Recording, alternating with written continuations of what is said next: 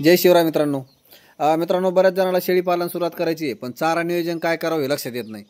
आणि त्यामुळे काय होतं, आपण एकच प्रकारचा चारा करून नंतर चारा खराब झाला की खूप प्रॉब्लेम होतो पहा शेळ्यांसाठी. म्हणजे चारा जर आपल्याकडं पोटभर उपलब्ध नसेल तर कुठलेही प्राणी सांभाळून उपयोग नाही पहा.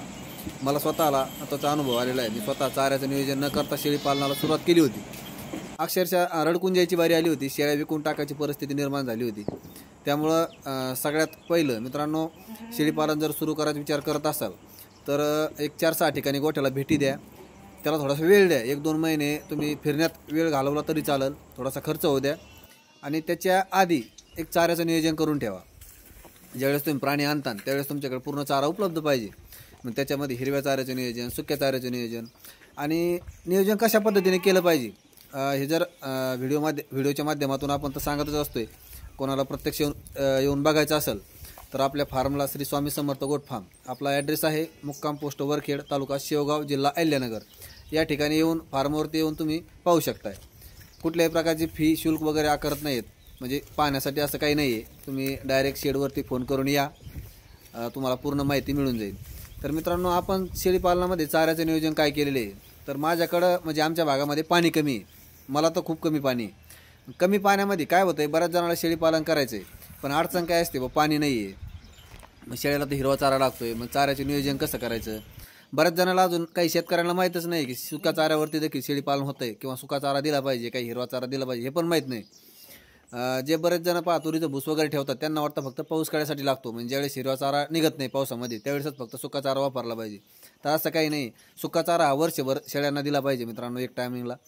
आणि हिरव्या चाऱ्याचं नियोजन कशा पद्धतीने करायचं आहे, मला खूप कमी पाण्यामध्ये मी नियोजन केलेलं आहे. मी जास्त सुबाबळ लावली पहा. 1 एकरमध्ये सुबाबळ आहे माझी 40 गुंठ्यामध्ये. एवढा जबरदस्त चारा निघतोय सुबाबळीला. आणि 0 मेंटेनन्स चारा आहे पहा. त्या शेतीची मशागत नाही, त्या शेतीला कुठल्या प्रकारचं खत नाही, पाणी नाही, म्हणजे अक्षरशः खुरपणी नाही, कुठल्याही प्रकारचा काही खर्च नाही. तुम्ही घात जरी केला तर पहा गवताने पार माणसं बेजारून जातात. काही ठिकाणी एवढं गवत होतं का ते पूर्ण मोडून टाकायची बरी ती. म्हणजे घास करूच नाही असं मी म्हणत नाही, परंतु एक उदाहरण सांगितलं तुम्हाला की सुबाबळीला अजिबात खर्च नाही आणि त्याच्यामध्ये एवढा जबरदस्त चारा निघतोय.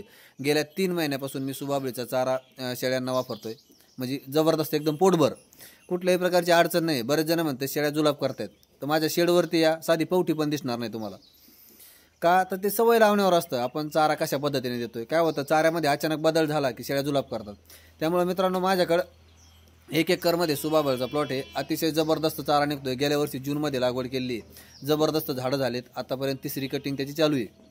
आणि पुढं कटिंगला अर्ध्यापर्यंत जातोय. तोच पाठीमागं पाला खाण्यासाठी उपलब्ध होतोय पहा. भरपूर चारा निघू राहिला आहे. आणि बाकी मग एक 10 गुंठ्यामध्ये बाकीचा हिरवा चारा आहे. त्याच्यामध्ये काय मला पाणी नसल्यामुळं उन्हाळ्याचे शेवटचे 1-2 महिने काय चारा तो जास्त निघत नाही.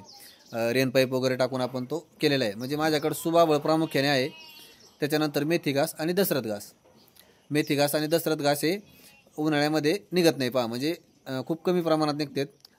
तसंच सुबाबळीचे देखील असतं. त्यावेळेस आपण मग तुरीचं भूस थोडं जास्त वापरायचं किंवा थोडासा मूर घासाचा वापर करायचा.